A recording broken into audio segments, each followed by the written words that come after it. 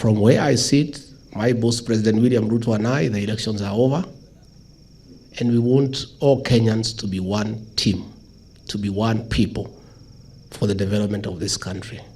This region, during the last election, we were divided to a certain extent.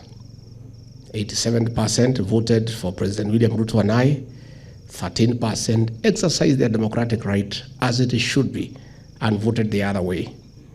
But now elections are over. I have on record inviting the 13% to come we work together for our region, for our country. Because there is no enmity, there is no quarrel, there is nothing. The election is just like a sport. And you shouldn't take it beyond there. The brokers and middlemen who have been buying coffee and tea, we have nothing against them. All we are asking, can we share the profit with you? Don't take everything. And that is the battle we have had with them in coffee, because they want to take everything. And we know how much they sell and how much they pay us. Our fight with them is, can we share 50-50 on the profit?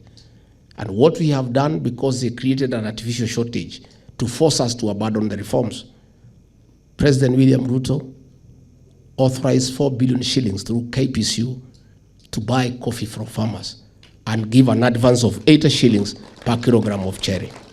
And that will help us to stabilize that sector.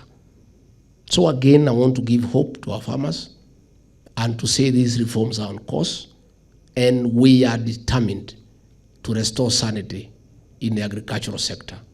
I want to appeal to the professionals and business people to partner with us, with the county government and ourselves, in assisting us to come up with rehabilitation centers for our children who are already addicted. Much as we are trying to stop those who are not addicted, there are several, and quite a number, who are addicted.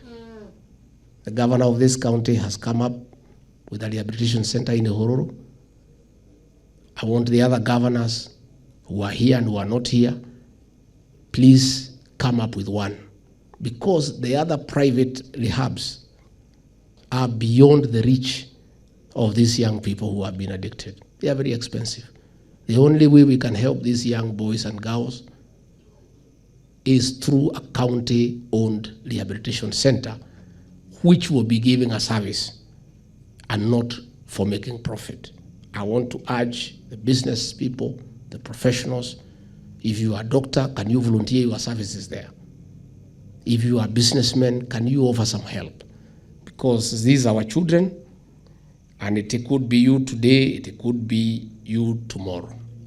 As a responsible government, we must honor our international obligations, irrespective of which administration incurred those debts, because they were incurred on behalf of the Republic of Kenya.